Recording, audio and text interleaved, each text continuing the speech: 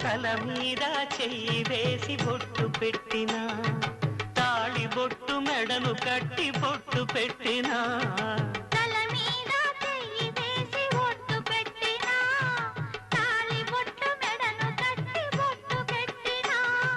సన్ని కళ్ళు తొక్కినా సప్తపదులు మెట్టినా సన్ని కళ్ళు తొక్కినా సప్తపదులు మెట్టినా మనసు మనసు కలపడమే